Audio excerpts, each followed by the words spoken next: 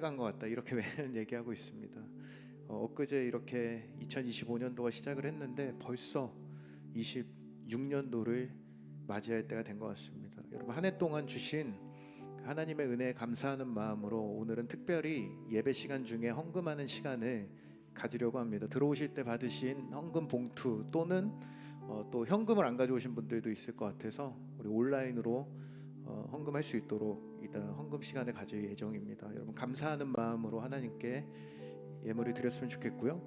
우리 돌아오는 주 말고 그 다음 주 27일 목요일에 우리 청년함대 오픈워십이 목요일 저녁 8시 30분에 이 자리에서 있을 예정입니다. 우리 올 한 해 동안 하나님께서 주셨던 귀한 은혜들 또 다양한 또 많은 찬양들을 이곳에서 함께 다른 우리 성도님들 또 우리 지인들을 초청하여 함께 고백하는 시간으로 가질 예정인데 여러분 많이 참석해 주시고 또 주변에 예배하기 원하는 우리 부모님들, 친구들 누구든지 초대해 주셨으면 좋겠습니다. 아시겠죠? 예, 그래서 다음 주는 예배 직후에 저희가 4시에 캠핑을 가기로 되어 있어서요. 4시에 교회 버스로 이동을 할 예정이고요. 예배는 그 다음 주에서 오픈워십 대형으로 우리가 밑에서 세팅을 하고 함께 예배할 예정입니다. 그래서 좀 찬양을 좀 더 길게 하고요. 짧은 메시지로 다음 주 예배를 드릴 예정이니 여러분 참고해 주셨으면 좋겠습니다. 아시겠죠? 자, 옆에 있는 우리 지체들 바라보시면서 이렇게 한번 인사하겠습니다. 감사하자. 예, 앞뒤 좌우로 또 다른 분들에게 우리 한번 인사하겠습니다. 감사하자. 예, 오늘은 구원을 완성하는 감사라는 제목으로 여러분과 함께 말씀을 나눠보도록 하겠습니다. 여러분 오늘이 무슨 날이라고 했죠? 추수감사주일입니다. 오늘 교회에서 또 우리 청년들을 위해서 떡을 준비해 주셨어요. 그래서 나가실 때 받으시면 되고요. 오늘은 바로 추수감사주일입니다. 여러분 추수감사주일의 유래를 다 알고 계신가요? 제가 작년에도 간단히 이야기를 했지만 1620년에 영국의 청교도들이 메이플라워호를 타고 자유를 찾아 미국으로 건너가면서 시작이 됩니다. 혹독한 기후와 농사기술의 부족으로 많은 사람들이 굶주리고 질병으로 인해 생명을 잃었지만 1621년에 첫 수확을 그들이 얻게 됐을 때 그들은 자신들을 인도하신 하나님께 감사하는 마음으로 첫 추수감사 예배를 하나님께 올려드렸어요. 그때로부터 이제 계속해서 이 예배가 유래되어서 오늘날의 이 추수감사주의를 지키고 있는데요. 근데 사실 이 감사의 정신은 훨씬 오래 전부터 이어져 내려오는 정신입니다. 그것이 언제냐면 우리 성경의 출애굽기에 보면 이스라엘 백성들이 광야를 지나 약속의 땅에 들어가 첫 번째 수확을 얻었을 때 지켰던 절기가 있습니다. 그 절기가 바로 초막절이라는 절기인데 그 절기에서부터 이미 하나님에 대한 감사의 제사를 올려드리는 것에서부터 이 추수감사절의 전통이 시작되었던 것인데요. 다시 말해 이 추수감사절은 무엇을 하는 날입니까? 하나님께서 우리의 삶을 구원하시고 인도하셨다는 그 사실을 기억하고 그 은혜에 감사로 우리가 응답하는 절기입니다. 그런데 여러분 이 시대를 살아가고 있는 우리들은 어떻습니까? 우리는 아침에 어때요? 눈을 뜨자마자 뭐 해요? 핸드폰 볼 시간도 없죠. 사실은 핸드폰을 보시는 분은 굉장히 여유로운 인생입니다. 눈 뜨자마자 부랴부랴 출근하고요. 눈 뜨자마자 부랴부랴 학교로 갑니다. 눈 뜨자마자 과제하러, 공부하러, 아르바이트하러, 운동하러 각종 모임들로 인해서 너무나도 바쁜 일상을 살아가고 있기 때문에 여러분 그런 일상을 사는 우리의 삶이 은혜로 주어진 삶임을 생각할 겨를조차 없이 살아가는 것이 저와 여러분의 인생이라는 겁니다. 그런데 우리가 이 추수감사주의를 맞이해서 우리가 기억해야 될 것은 이 세상에 우리가 가지고 있는 어떤 이유도 우리가 감사할 수 없는 이유가 될 수가 없다는 것입니다. 여러분 유명한 격언 중에 이런 말이 있어요. 감사할 이유가 없다면 문제는 당신에게 있다는 것을 기억하라. 뭐라고요 여러분? 감사할 이유가 없다면 뭐가 문제라고요? 내가 문제라는 것을 기억하라는 거예요. 여러분은 어떻습니까? 여러분의 속으로 솔직하게 생각을 할 때 우리가 진짜로 감사할 시간과 이유가 정말 없어서 감사를 못하는 것입니까? 아니면 감사할 이유를 생각하지 않는 우리의 마음과 태도가 문제인 것일까요? 여러분, 감사는 조건에서 만들어지는 것이 아니라 은혜를 기억할 때 시작이 됩니다. 내게 주신 은혜를 기억할 때 마음에서 피어나는 것이 바로 감사라고 할 수 있는데요, 오늘 본문에도 그 장면이 그대로 드러나고 있습니다. 오늘 하나님으로부터 받은 이 은혜를 당연하게 여겼던 9명과 그리고 은혜를 기억하고 되돌아온 한 사람.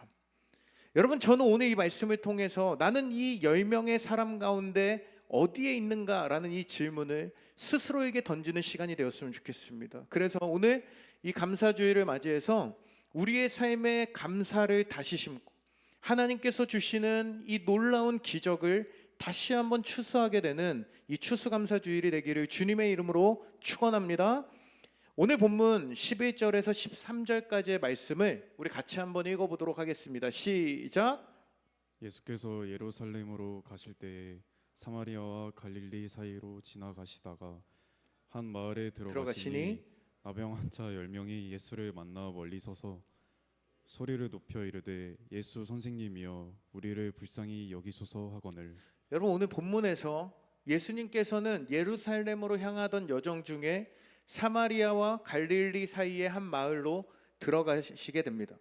이때 그곳에 10명의 나병 환자들이 예수님께서 지나가신다는 소식을 듣고 그 주님을 부르는 장면입니다. 그들이 지금 13절에 보니까 우리를 불쌍히 여겨달라고 간절히 호소하고 고백하고 있는 모습을 우리가 볼 수 있는데요, 여러분, 나병은 어떤 병입니까?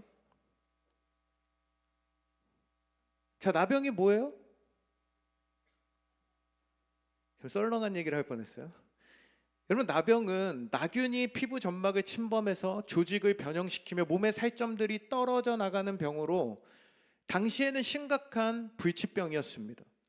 이 병의 당시에 어떤 전염력으로 인해서 나병 환자들은 당시 사회에서 완전히 고립된 상태로 살아갈 수밖에 없는 상황이었습니다. 그런데 그들을 더 괴롭게 만들었던 원인은 바로 이 나병은 하나님으로부터 저주를 받아 생긴 질병이라는 사회적인 인식이 전반에 깔려 있었던 시대였다는 거예요. 그들은 결국 마을 안이 아닌 마을 밖에서 가정과 사회로부터 완전히 격리된 채 이 같은 처지에 있었던 사람들끼리 주거를 형성하고 살아가야만 했던 시대였습니다. 실제로 여러분, 레위기에 보면은 이런 규정이 있었어요. 레위기 13장 45절에서 46절에 보면 이런 말씀이 있습니다. 우리 같이 한번 읽어볼게요. 시작.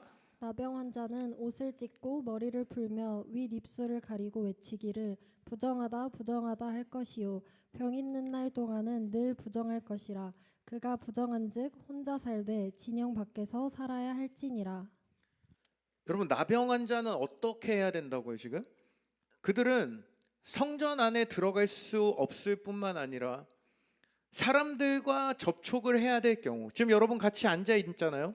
이렇게 접촉을 해야 할 경우 뭐라고 해야 되냐면 나는 나병 환자입니다, 나는 부정한 사람입니다를 끊임없이 외쳐야 했다는 거예요.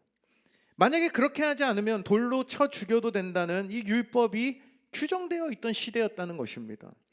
물론 이 병의 전염에 대한 염려 때문에 이러한 법들이 만들어진 것이었지만 이런 사회적인 분위기 속에 살아가는 이 나병 환자들이 느낄 이 절망과 그들의 삶 속에 어떤 기대라고는 찾아볼 수 없는 인생이 그들의 삶이었다는 것을 우리는 충분히 짐작해 볼 수 있다는 것인데요, 그런데 그때 그들의 귀에 한 가지 희망적인 소식이 들려집니다. 바로 나사렛 예수님께서 이 근처를 지나가신다는 소식이었어요. 여러분, 이미 곳곳에서 예수님의 그 병고침의 기적들이 일어나고 있다는 그 이야기들이 동네방네 소문이 다 나 있는 상태였기 때문에 그들 역시 예수님이 누구이신지에 대한 소식을 들었을 것이고요, 지금 이곳을 지나가신다는 소식이 그들에게 얼마나 큰 희망이 되었을까요? 그들은 주저하지 않았습니다. 함께 최선을 다해 예수님께로 나아가고 있어요. 그런데 그들의 모습을 보면 오늘 본문 12절은 이렇게 표현하고 있습니다. 우리 12절 말씀을 같이 한번 읽어볼게요. 시작. 한 마을에 들어가시니 나병 환자 10명이 예수를 만나 멀리 서서 뭐 하고 있다고 지금 기록하죠? 예수를 만나기 위해서 찾아갔지만 어디에 서 있다고요? 멀리 서 있었다는 거예요. 무엇을 의미합니까? 이 나병 환자들, 예수님께로 가까이 나아갈 수 없는 존재, 그들이 멀리 서서 예수의 이름을 부를 수밖에 없는 안타까운 존재들이었다는 거예요. 가까이조차 갈 수 없는 존재요. 율법과 사회의 모든 사람들이 그들을 차단하고 있었기 때문인데요. 그런데 예수님은 그러한 인생의 한계선 위에 살아가고 있는, 그 인생의 한계선에서 서서 간절히 부르짖고 있는 그들의 부르짖음을 들으시고 그들을 외면하지 않으셨다는 사실입니다. 여러분, 그런데 이것이 바로 우리의 인생과 굉장히 닮아 있다는 거예요. 주님께로 나아갈 수 없는 존재, 우리의 상황 때문에, 우리의 형편 때문에, 내 안에 해결할 수 없는 죄의 문제 때문에, 죄책감 때문에 주님을 찾을 수도 가까이 나아갈 수 없는 것처럼 보이는 것이 저와 여러분의 인생이지만, 여러분 기억하십시오. 우리의 인생의 한계에 부딪혀 어찌할 바를 모르는 그 자리에 서서 주님을 찾고 내가 할 수 있는 최선을 다해 부르짖는 간절하고도 작은 부르짖음조차 주님께서는 결코 외면하지 않으신다는 것입니다.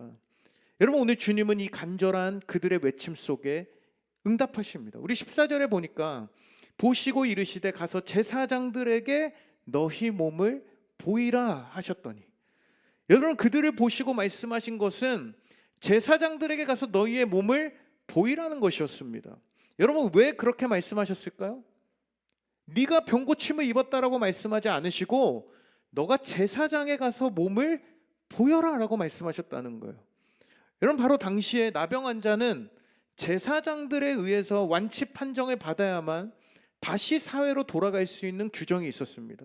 다시 가정으로 돌아갈 수 있었고요, 다시 친구들의 곁으로 돌아갈 수 있었고, 다시 사회로 복귀할 수 있는 규정이 제사장에 의해 결정되었다는 것입니다. 따라서 지금 예수님께서 그들에게 제사장에게 가라고 하시는 것은 이미 내가 너희를 고쳤으니까 가서 그 사실을 확인하라는 것과 마찬가지의 선언이었다는 것인데요.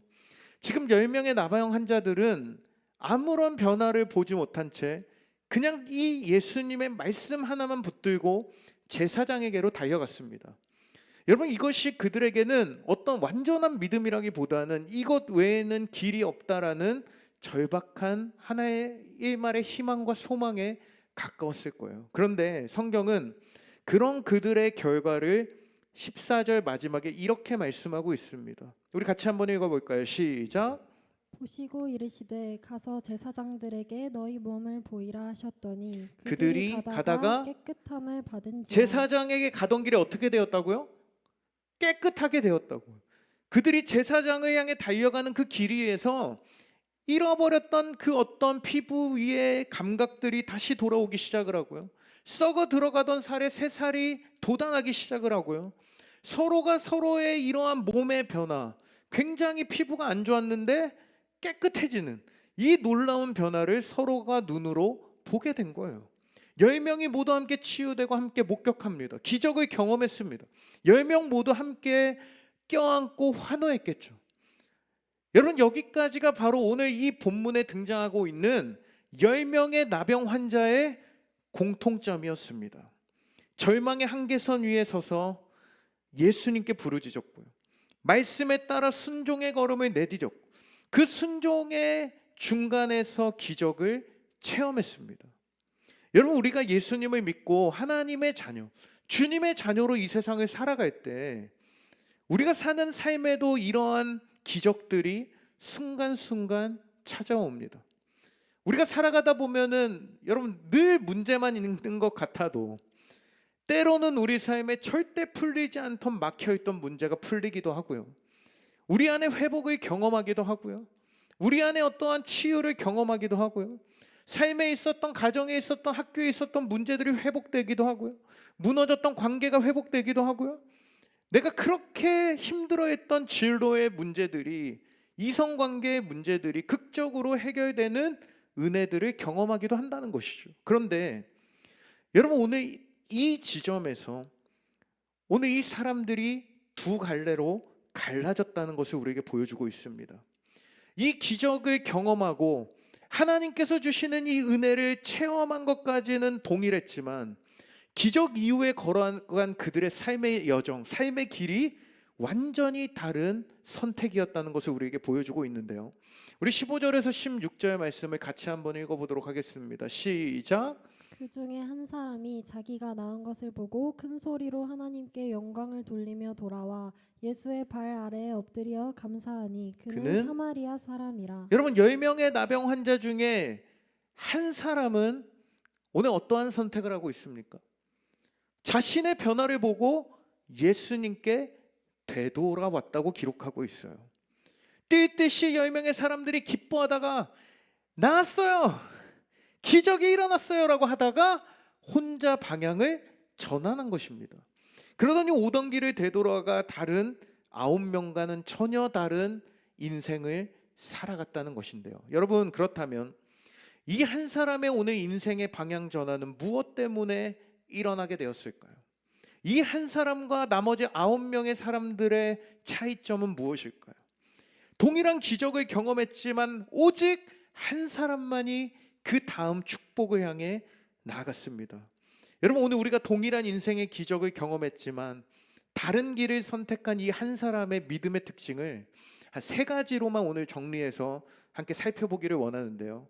이 믿음의 특징을 살펴보면서 오늘 우리의 믿음에도 한번 적용해 보기를 원합니다. 오늘 이 한 사람이 보여주는 특별한 이 믿음의 특징, 첫 번째는요, 되돌아감에 있었습니다. 어디에 있었다고요?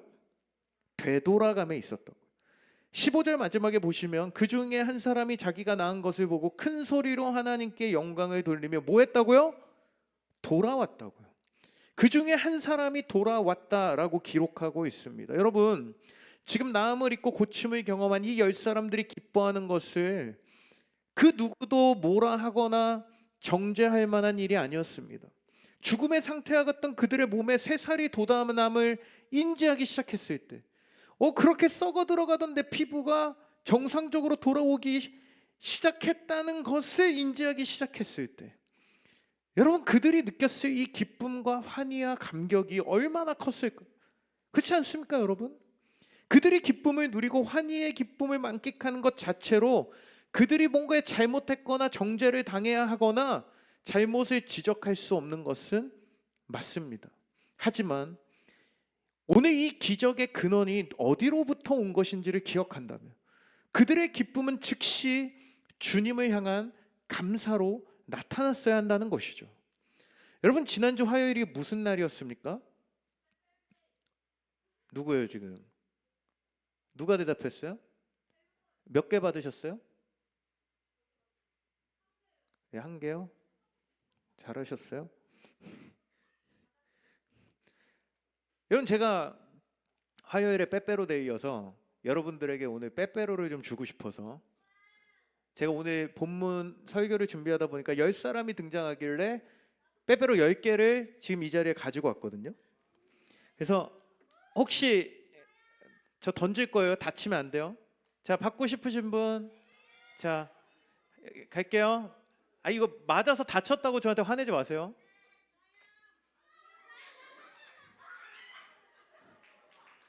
저는 저 열정으로 예배했으면 좋겠어요. 하나 더 갑니다. 갑니다. 자, 이쪽 사람 많은데 이쪽 갑니다. 슈. 오늘 집사님 생신이신데 받으셨어요? 우. 예, 받으시면 예, 또 갑니다. 예, 여기 왜 이렇게 우중충해요? 자, 받고 싶으세요? 갑니다. 슈. 제가 변화구를 잘 던져 이렇게 슈. 성현이 맞았어 지금. 자, 또 가면 어디. 자, 갑니다. 버려졌어. 갑니다. 슈. 자, 하나 남았네요. 자, 잘 받아보세요. 슈. 힘들었어. 이런 날도 좀 있어야죠, 여러분. 그렇죠? 근데 여러분, 자, 빼빼로 받으신 분들 손 들어보세요. 손 들어보세요. 다 어디 갔어요? 여러분, 예수님이 느끼셨을 감정이 좀 이런 느낌이셨을 것 같아요. 받고 먹튀. 여러분, 본질적으로 이 빼빼로를 여러분 그냥 공짜로 받았으면 뭘 해야 돼요? 자, 감사하신 분 한 분. 저 뒤로 한번 던져볼게요. 이렇게. 멀리 안 가. 자, 이럴 때 하은이가 감사합니다 하면은 딱 오늘 바로 넘어갈 수 있을 것 같아요. 아멘. 여러분, 마지막 한 개를 받은 우리 하은이가 뭐라 그랬어요? 감사합니다. 여러분, 오늘 이 9명의 나병 환자들이 여러분 빼빼로 사실 제가 오늘 70개 가져왔거든요. 끝나면서 안 받으신 분들은 다 받으시면 됩니다. 네. 진짜예요. 네, 많이 드시고요. 여러분, 9명의 나병 환자들이 그저 자신들의 몸에 깨끗하게 회복된 결과에 주목하고, 여러분들이 빼빼로를 받고 와 이게 무슨 빼빼로야 라는 것에 주목하고 있는 동안 단 한 사람이 그 회복을 일으키신 분을 기억해냈던 겁니다. 예수님께서 일으키신 기적을 통해 누리는 행복과 기쁨의 절정에서 그 기적을 일으키신 근원이신 예수님을 기억했던 것이죠. 여러분, C.S. 루이스는 감사란 자신이 주인이 아님을 인정하는 행위이다라고 정의합니다. 바로 감사하는 대상이 존재한다는 것이죠. 9명의 나병 환자는 그저 자신들이 경험한 기적을 기뻐하고 만족하는 인생을 살아갑니다. 하지만 그들은 자신들의 삶에 부어진 축복과 변화라는 그 은혜의 선물을 받아 누리면서 이것들이 어디로부터 온 것인지를 전혀 의식하지 못하는 사람들이었어요. 여러분, 감사의 대상을 인식하지 못하는 사람은 결국 자기도 모르게 자신에게 주어진 은혜의 근원을 자기 자신에게 두며 살아가게 됩니다. 어떤 결과들이 일어납니까? 내가 잘해서 된 거지. 운이 좋아서 된 거지. 야, 이거 내가 열심히 하루에 몇 시간씩 공부했으니까 된 거지. 이렇게 마음속에 흐르는 방향이 자연스럽게 자기에게로 영광 돌리게 되어진다는 것이죠. 여러분, 이렇게 한번 대상을 놓치면 감사는 사라집니다.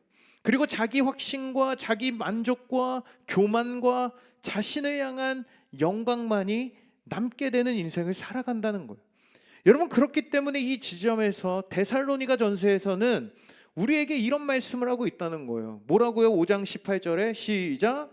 범사에 감사하라. 이것이 그리스도 예수 안에서 너희를 향하신 하나님의 뜻이니라. 뭐 하라고요, 여러분? 감사하라. 여러분, 이것을 원문 성경에 보니까 이 감사라는 표현이 단순히 고마워하다, 누군가에게 고마워하는 것보다 조금 더 깊은 의미로 사용되고 있다는 겁니다. 은혜를 기억하여 응답하다라는 뜻을 가지는 단어가 사용이 되었다는 거예요. 다시 말해 범사에 감사라는 것은 무슨 뜻입니까? 매 순간 감사의 대상이신 그분을 기억하고 그분께로 돌아가는 인생을 살라는 하나님의 명령이라는 것입니다. 죄인된 우리 인생에 주어진 그 심판을 대신 짊어지시고 구원의 은혜를 베푸신 하나님의 그 은혜와 자비의 무한하심을 기억하는 인생으로 살아가는 것이요. 여러분, 전도서 12장 1절에서 2절의 고백처럼요. 같이 한번 읽어볼까요? 시작. 는 청년의 때에 너의 창조주를 기억하라. 곧 곤고한 날이 이르기 전에 나는 아무 낙이 없다고 할 해들이 가깝기 전에 해와 빛과 달과 별들이 어둡기 전에 비 뒤에 구름이 다시 일어나기 전에 그리하라. 할렐루야. 우리 인생의 절정과 같은 순간들이 아무런 낙이 없다고 느껴지는 그날이 찾아오기 전에, 해와 빛과 달과 별들이 빛을 잃어 완전히 어두워지는 그 날이 오기 전에, 공고한 날이 우리 인생 가운데 닥쳐오기 전에 무엇을 하라고 말씀하고 있습니까? 창조주를 기억하라고 말씀하고 있습니다. 범사의 주님을 의식하는 인생. 여러분, 9명의 사람들도 어쩌면 예수님 자체를 완전히 잊은 것은 아니었을 겁니다. 그들도 분명히 감사한 마음은 있었겠죠. 다만 너무 기뻐서, 정신없이 써서, 그 감사를 그때 표현하지 못했을 뿐이죠. 가족의 얼굴이 떠오르고 오랜만에 돌아갈 그 공동체와 가정에 대한 생각에 눈물이 났을 겁니다. 그러나 여러분, 감사는 마음속에만 담아두면 그 의미를 잃어버려요. 금세 잊혀집니다. 감사는 제때 드려야 하는 순종이자 우선순위라는 것이에요. 여러분, 우선순위란 결국 대가를 지불하더라도 가장 먼저 해야 할 일을 선택하는 것입니다. 그 한 사람은 모든 것을 잠시 미루고 주님께로 되돌아가야 한다는 그 마음의 소리를 따라갔어요. 여러분, 그것이 그 한 사람의 우선순위였습니다. 그에게 감사는 선택이 아니라 그가 가진 신앙의 본능적인 반응이었다는 것인데요. 사랑하는 여러분, 오늘 우리도 그 한 사람처럼 주님께 받은 은혜를 제때 기억하고 주님께로 되돌아갈 수 있는 믿음의 사람들이 다 되시기를 주님의 이름으로 축원드립니다. 받은 은혜를 기억조차 못하고 내가 오늘도 그냥 사는 대로 살고 무감각하게 살아가고 있다면, 여러분, 저는 오늘 이 추수감사주일의 이 예배가 여러분의 마음의 방향을 다시 한번 주님께로 되돌아가게 하는 시간이 되기를 간절히 소망합니다. 여러분, 감사는 되돌아가는 것입니다. 은혜의 근원이신 예수님께로 다시 돌아가는 것입니다. 오늘 우리의 걸음이 이 한 사람처럼 감사의 자리, 바로 예수님의 발 앞으로 다시 나아가게 되기를 주님의 이름으로 축원합니다. 두 번째는요, 한 사람이 가지고 있었던 이 믿음의 특징은 바로 하나님께 큰 소리로 영광 돌리는 마음이었다는 겁니다. 우리 15절에 다시 보시면 이렇게 말씀하고 있습니다. 큰 소리로 하나님께 영광을 돌리며 돌아와. 그런데 여기에서 큰 소리라고 하는 표현이 바로 앞쪽에 있는 13절에서 한 번 더 등장을 하고 있습니다. 13절에 보니까 소리를 높여 이르되, 여러분, 한국어로는 이 큰 소리와 소리를 높이다라는 조금 다른 표현을 이제 사용하고 있는데, 헬라어 원문 성경에 보니 동일한 헬라어 단어가 사용되었고요, 영어에서도 동일하게 라우드 보이스라고 번역이 되어 있습니다. 그런데 지금 여기서 나타나고 있는 15절과 13절의 이 두 가지의 큰 소리는 전혀 다른 신앙의 차원을 우리에게 보여주고 있다는 거예요. 여러분, 13절에서의 큰 소리는 무엇을 뜻하고 있습니까? 지금 이들이 뭘 하고 있는 거예요? 주님 살려주세요 라고 외치는 절박함의 간청의 간구였고요, 15절에서의 큰 소리는 무엇입니까? 큰 소리로 주님께 영광 받으소서라고 올려드리는 예배의 소리였다는 거예요. 여러분, 많은 사람들이 이 첫 번째 큰 소리의 자리에 머물러 살아갑니다. 인생의 문제, 인생의 아픔, 질병, 관계, 절망의 이러한 한계선에서 주여 살려주십시오라는 외치는 이 기도와 믿음, 여러분, 물론 이 기도는 반드시 필요한 것이고요, 이러한 부르짖음도 귀한 것이고 우리 인생의 매일매일 하나님께 드려야 될 필요한 힘입니다. 하지만 하나님께서 찾으시는 믿음은요, 거기에서 멈추지 않는다는 것인데요, 도움을 구하는 큰 소리에서 하나님께 영광을 돌리는 큰 소리의 예배까지 나아가는 것이요. 여러분, 저는 우리 청년함대 공동체가 이 믿음으로 나아가는 공동체가 되기를 간절히 소원합니다. 여러분, 중세신학자인 에크하르트는 이런 말을 남겼어요. 평생 동안 당신이 드리는 기도가 감사합니다라는 말 단 한마디뿐이라 해도 그것으로 충분합니다.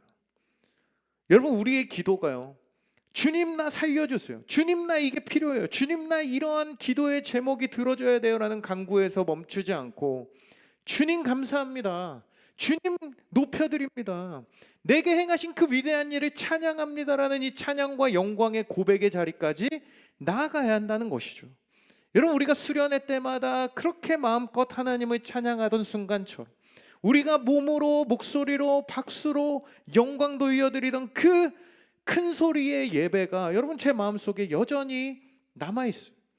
물론 우리가 학기를 거듭하며 줄어들고 있는 이 소리와 함께 예배의 목적이 나에게 집중되어 가고 있는 우리들의 모습들이 나타날 때가 가끔 아쉬울 뿐인데요, 사랑하는 여러분, 우리의 드리는 이 큰 소리가 여전히 우리의 필요와 우리의 도움을 구하는 간구에만 머물러 있다면, 이제 그 소리가 우리에게 이미 허락하신 구원과 내 삶에 주신 모든 은혜에 대한 감사와 찬양으로 변화되기를 주님의 이름으로 축원합니다. 자신의 회복에만 집중하며 삶의 자리로 돌아간 9명과 달리 하나님께 큰 소리로 영광 돌리며 나아갔던 그 한 사람처럼 여러분, 우리의 삶에도, 매일의 삶에, 여러분의 인생에 큰 소리로 하나님께 감사와 찬양의 고백을 올려드리는 예배자의 삶으로 다시 한번 일어서기를 주님의 이름으로 축복합니다. 마지막 세 번째로, 이 한 사람이 가지고 있었던 믿음의 특징은 관계를 추구하는 마음입니다. 여러분, 이제 가던 길을 멈추고 다시 예수님께로 나아온 이 한 사람이 어떤 행동을 하고 있습니까? 우리 16절 말씀을 보니까 같이 한번 읽겠습니다. 시작. 예수의 발 아래 엎드려 감사하니 그는 사마리아 사람이라. 여러분, 지금 그 사람이 되돌아가서 주님을 발견하자 그분 앞에 엎드립니다. 여러분, 여기서 엎드리어라는 헬라어 단어는 에피프로소폰이라는 단어로 어떤 대상에 대한 극도의 존경과 숭배의 행위를 나타내는 표현입니다. 여러분, 그가 주님을 찾아가 그분 앞에 엎드려 최상의 경배로 예배하고 있어요. 지금 자기 삶에 일어난 어떤 변화와 어떤 기적과 자기 인생의 그 놀라운 치유의 기적보다 더 소중하고 더 중요한 존재를 발견했던 것인데요, 바로 자신에게 이 모든 것을 베풀어 주신 구원자이신 예수 그리스도를 발견한 것이었습니다. 여러분, 저희 집 아이들이요, 늘 그렇습니다. 엄마가 가끔 이렇게 야근을 하거나 늦게 들어오는 날, 저는 열심히 이 아이들과 놀기로 작정해요. 뭐 초콜릿도 사주고요, 그러고 혼나고 문구점에 가서 뭐 캐대형 카드도 사달라고 그래서 이게 뭐야 하고 같이 구경도 하고요. 뭐 라부부 인형이 뭐 그렇게 좋대요. 뭔지 뭐 라부부가 뭐야, 무슨 부부야 하면서 인형도 사주고, 맛있는 것도 뭐 먹이고요, 뭐 밥도 해서 먹이고요. 열심히 이 아이들의 헌신 봉사를 하지만 결국에는 그녀들의 관심은 누구에게 가 있습니까? 엄마하고 달려간다는 거예요. 엄마가 없으면요, 여러분, 제가 무슨 지갑에 뭐 몇만 원을 꺼내서 뭘 한다 한들 잠깐의 기쁨일 뿐이지 그녀들의 마음을 결코 만족시킬 수가 없습니다. 어두워지면은 눈에 눈물이 맺히고요, 불안해하고요. 결국 엄마 품에 안겨야 안심이 되고 마음이 놓이는 거예요. 여러분, 이 아이들에게 엄마란 존재는 항상 어떤 존재입니까? 최상의 존재, 인생의 디폴트, 내 인생 최고의 자리는 엄마입니다라는 고백으로 살아가는 것이 아이들의 디폴트라는 거예요. 여러분, 이 마음이, 저는 이 말씀을 묵상하면서 이것이 나병 환자의 마음이 아니었을까 생각을 해보게 되었어요. 기적도 경험했고요, 회복도 경험했고, 3살이 돋는 놀라운 변화도 다 받았지만 그 모든 것보다 예수님이 더 그리웠던 사람, 그래서 다시 예수님께 달려가 엎드린 그의 삶이, 여러분, 오늘 그러한 마음으로 주님께 나아갔던 이 한 사람을 향해 예수님은 이렇게 말씀하고 계신 거예요. 우리 19절 말씀입니다. 시작. 그에게 이르시되 일어나 가라, 내 믿음이 너를 구원하여 하느니라 하시더라. 여러분, 다른 9명은 병의 회복을 얻어요, 기적을 경험했어요. 하지만 이 사람은 그 회복을 넘어 영혼의 구원까지 얻게 되었습니다. 기적을 원했던 자들에게 기적이 주어졌지만, 여러분, 주님을 구했던 이 사람은 치유의 기적을 넘어 완전한 더 깊은 하나님 나라의 구원을 부어주셨다는 것입니다. 사랑하는 여러분, 우리의 인생에도 기적과 성취와 해결의 순간들이 있습니다. 하지만 우리가 기억해야 될 것은, 그 어떤 것보다 더 소중한 것은 그 기적을 주신 예수 그리스도와의 관계라는 것입니다. 우리가 인생의 수많은 성취와 성공과 합격의 순간을 두고 바쁜 내 일상을 내려두고 주님께로 돌아갈 수 있는 마음, 화려한 성공을 경험하고 하나님의 그 놀라운 기적과 인도하심의 경험 앞에서 주님을 찾아 돌아오는 마음이요, 어떤 상황과 환경 속에서도 주님을 찾고 그분 앞에 엎드릴 수 있는 마음이 오늘 저와 여러분에게 필요하다는 것입니다. 내 인생의 최고의 순간은 오직 주님 것이고 내 인생 최고의 자리는 오직 주님의 자리임을 고백하는 마음. 여러분, 주님 앞에 서는 일을 나중으로 미루지 못하게 하는 이 마음, 여러분, 이 마음들이 전제되지 않기 때문에, 이 마음들이 우리 인생에 우선되지 않기 때문에 우리의 신앙이 자라기는커녕 뭐만 있으면 늘 주님 주님은 멀고도 먼 순위로 밀려나게 된다는 것이죠. 여러분, 제가 어제 몇몇 청년들과 부산에 청년 사역 컨퍼런스가 있어서 당일치기로 어제 부산에 다녀왔습니다. 오늘 아침 집에 들어가니까 아침 6시 10분쯤에 들어가서 잠깐 눈을 붙이고 이제 교회 왔는데, 이제 하필 어제가 부산 불꽃 축제가 있었던 날이었어요. 컨퍼런스가 열렸던 교회가 바로 광안대교 앞에, 광안대교가 보이는 큰 교회였어요. 수영록 교회였는데, 뉴스에 보니까 어제 그 불꽃 축제에 몇 명이 왔을까요? 100만 명 이상의 사람들이 해운대 광안리에 몰려들었다는 거예요. 어제 그 근처가 완전히 도로가 마비되고, 야, 이거 오늘 집에 갈 수 있을까? 그냥 자고 내일 가야 되나? 뭐 이런 생각을 할 정도로 그 하늘을 수놓는 찬란한 최고의 순간을 보기 위해 자리를 잡고 서 있었다는 거예요. 여러분, 그 시각에 만약에 여러분이 해운대와 광안리에 있었다면 무엇을 선택하셨겠습니까? 나는 불꽃을 볼 것이다. 불꽃 안 좋아하세요? 여러분, 그 시간에 해운대에 있었으면 뭐 해야 돼요? 불꽃을 봐야죠. 하지만 어제 같은 시각 그 폭죽이 터지는 소리가 그 막 울리는 그곳에 천여 명의 청년들이 모여서 함께 하나님을 예배하고 찬양하고 있었다는 거예요. 그 얼마나 그 제 마음에 감격이 있었는지 모르겠어요. 강사 목사님이 팍 하면서 막 교회가 진동을 하는 거예요. 막 불꽃 축제 때문에 오순절에 진동이 임하는 것 같다라고 막 말씀하셨는데, 여러분, 100만 명의 사람들이 불꽃놀이를 선택하며 구경하는 그 시간, 하나님을 예배하는 자리에 우리 청년들이 서 있었다는 거예요. 할렐루야. 여러분, 이것이 더 큰 감격일 수밖에 없는 이유는 무엇일까? 이미 마음에 그 눈에 보이는 찰나의 장관보다 내 인생의 주인 되신 주님 앞에 서는 그 자리가 더 영광스러웠기 때문에 그 자리에 있던 것 아닐까요? 제 추측인가요? 여러분, 우선순위로 돌아갈 수 있는 마음은 바로 이런 마음이 전제되어 있어야 가능한 것입니다.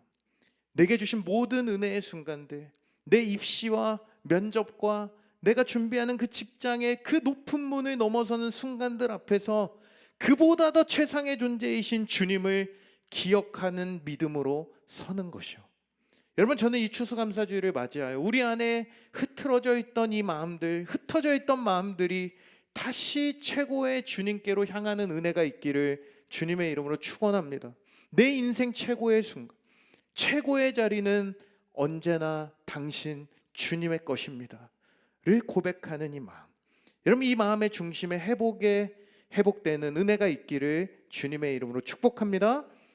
여러분, 이제 이 오늘 믿음으로 돌아와 주님께 엎드려 예배하는 이 사람에게 이렇게 물으십니다. 우리 17절 말씀을 같이 읽어볼게요. 시작. 예수께서 대답하여 이르시되 10사람이 다 깨끗함을 받지 아니하였느냐? 그 9은 어디 있느냐? 여러분, 왜 이 감사를 표현하는 사람이 이 한 사람 말고 없냐는 거예요. 여러분, 이 질문에는요, 단순한 사실 확인이 아니라 왜 한 사람만 감사하러 돌아왔냐고 하시는 예수님의 이 안타깝고 아픈 마음이 담겨 있는 질문이었습니다. 그런데 지금 예수님께 돌아왔던 한 사람은 누구였습니까? 오늘 16절 마지막에 보니까 그 사람이 사마리아 사람이라고 기록하고 있다는 거예요. 여러분, 사마리아 사람은 당시 어떤 사람이었습니까? 당시 유대 사회에서 어떤 존재였습니까? 혈통의 순수성을 중요시했던 이 유대인들에게 사마리아인은 정말 이 개 되지도 만도 못한 존재였어요.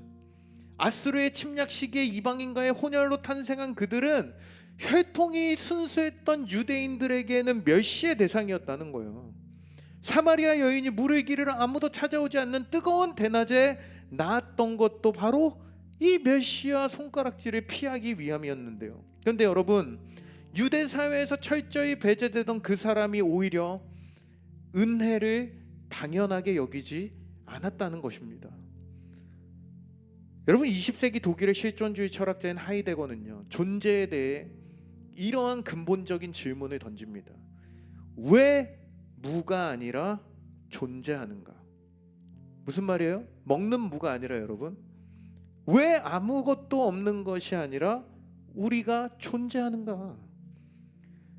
그는 존재 자체가 기적이고 우리의 이 존재가 이곳에 있음이 이미 하나의 하나님의 선물임을 말하고 있다는 것입니다.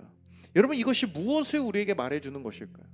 그것은 우리 인간의 존재 자체가 결코 당연한 것이 아니라 내가 존재한다라는 그 사실부터 이미 설명할 수 없는 하늘의 은혜로 주어진 선물이라는 것입니다. 여러분, 옆에 있는 사람 한번 바라보십시오. 우리 이렇게 고백합시다. 존재 자체로 은혜입니다. 너무 인정이 안 되시는 이 웃음소리 한 번 더 고백합시다. 존재 자체로 은혜입니다. 여러분, 우리의 삶도 마찬가지예요. 우리가 숨을 쉬는 것, 내가 오늘 이곳에 살아 존재하는 것, 오늘 이곳에서 예배하는 것, 주님께서 보잘것없는 우리를 그분의 구원 계획 안에 불러주신 것, 내게 주신 오늘의 이 모든 상황과 환경과 관계, 그 어떤 것도 당연한 것이 없습니다. 그러나 많은 사람들이 이 은혜를 경험하는 순간에는 감격하면서도 그 은혜가 반복되면 어느새 이것을 너무나도 당연하게 여기는 죄악에 빠져 살아가요. 어려서부터 교회를 나오다 보니 그냥 이것이 습관이 되고 은혜에 대해 무감각하게 살아갑니다. 그러다 보니 어느새 내가 잘 되면 내가 잘해서 된 거고, 생각지 못한 어려움이 찾아오면 하나님을 원망하면서 살아간다는 거예요. 은혜는 작게 여기고 문제는 크게 보며 살아가게 됩니다. 여러분, 감사가 사라지는 것은요, 내 삶에 감사가 없어지는 것은 단순히 도덕적인 문제가 아니라 영적인 문제이고 신앙의 문제예요. 왜요? 감사는 하나님을 의식하는 마음으로부터 나오는 것이기 때문입니다. 그래서 감사가 고갈되면 영적인 생명력도 함께 고갈이 되고, 반대로 감사하는 사람은 지금 내 상황이 조금 부족해도 기대대로 되지 않아도 없는 것보다 내게 남아있는 은혜를 먼저 찾고 먼저 발견하는 인생을 살아가게 된다는 것이죠. 주님께 돌아오지 않은 9명은 질병의 치유라는 회복의 은혜를 얻었지만 여러분, 그들은 거기서 딱 멈춰버렸어요. 그러나 단 한 사람만이 자신에게 주어진 은혜를 당연하게 여기지 않고 주님께 감사로 되돌아온 한 사람만이 병고침의 기적을 넘어 더 깊고 완전한 구원의 축복을 안 올라오셔도 돼요. 축복을 누리게 됩니다. 내려가세요. 여러분, 19절 말씀을 다시 한번 보시겠어요? 19절 말씀을 같이 한번 읽어보도록 하겠습니다. 시작. 그에게 이르시되 일어나 가라, 내 믿음이 너를 구원하여 하느니라 하시더라. 여러분, 그는 그렇게 주님의 인정을 받아요. 그의 믿음이라고는 주님께 그냥 우선된 마땅한 감사를 올려드린 것뿐이었지만 주님께서는 이것을 믿음으로 인정하시고 그에게 더 깊고 완전한 구원의 문을 열어주셨습니다. 사랑하는 여러분, 이제 오늘 저와 여러분의 차례입니다. 감사는 구원을 완성합니다. 받은 은혜를 기억하고 그 은혜의 근원이신 주님께로 되돌아가게 하는 믿음의 발걸음이에요. 여러분, 우리에게 주신 수많은 성공과 합격과 성취의 기적보다 더 귀한 축복은요, 바로 감사로 주님을 다시 찾아가 구원의 완성까지 나아가는 것이 우리에게 더 귀한 것임을 오늘 기억하시기 바랍니다. 그래서 저는 여러분의 삶에도 이 감사의 믿음이 회복되어 오늘 19절의 이 선포, 내 믿음이 너를 구원하였노라, 이 선포가 우리를 향한 선포가 되어 인생의 참된 구원과 회복의 은혜를 함께 누리는 저와 여러분 모두가 되시기를 주님의 이름으로 축복합니다. 여러분, 이제 말씀을 마무리하면서 여러분이 처음에 들어올 때 혹시 엽서를 하나씩 골라서 들어오셨나요? 다 받으셨죠? 오늘이 지나가면 못할 것 같아서 다시 감사를 잊어버릴 것 같아서 여러분, 오늘 추수감사주의를 맞이해서 이 엽서에 스스로의 감사의 제목들을 제가 한 4줄 정도 이렇게 만들어 왔거든요. 한 4가지 정도 여러분의 감사를 한번 적어보는 시간을 한번 갖도록 하겠습니다. 펜을 좀 나눠주시고요. 올 한 해를 여러분이 돌아보면서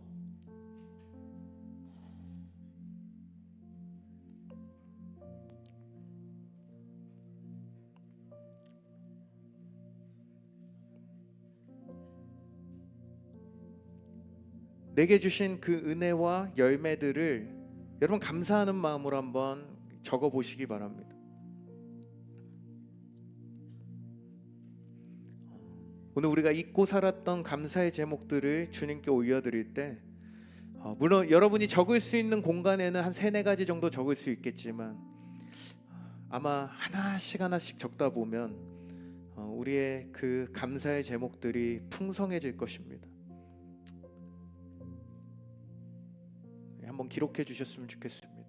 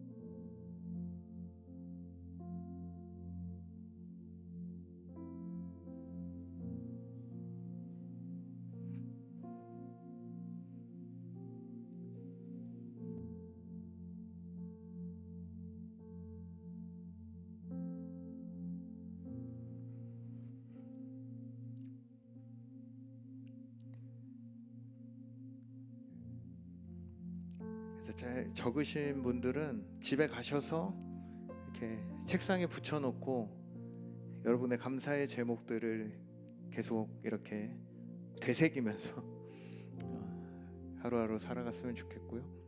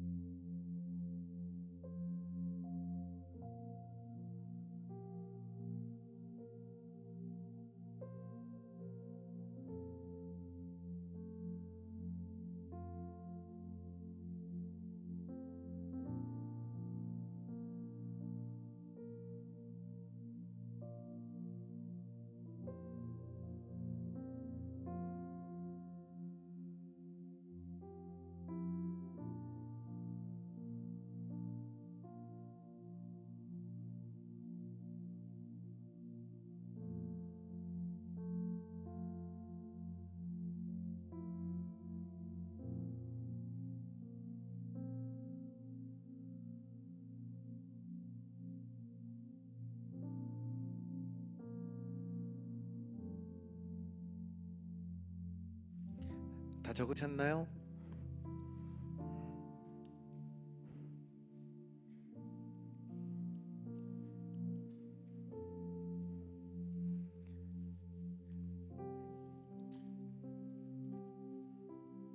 우리 다 함께 그 자리에 일어나셔서 우리 함께 이 찬양의 고백으로 우리 주님 앞에 나아갔으면 좋겠습니다.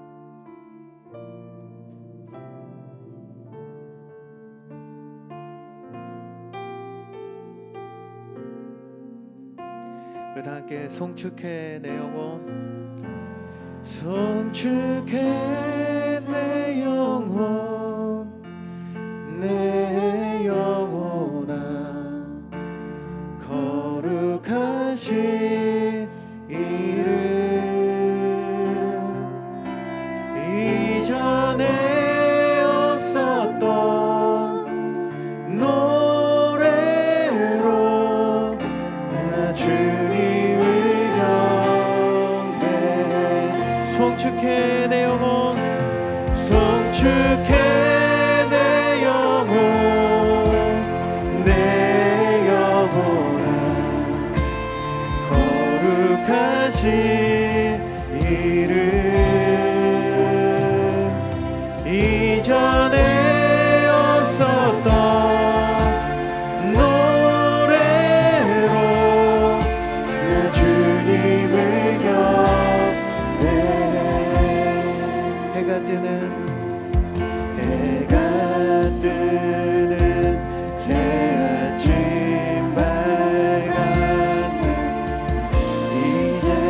거룩하신 주님 찬양. 무슨 일이나 어떤 일이 내게 놓여도 저녁이 올 때 나는 노래해. 송축해 내 영혼, 송축해 내 영혼, 내 영혼아. 거룩하신 이름 이전에 없었던 노래로 나 주님을 경배. 우리 이절로 고백할까? 노하기를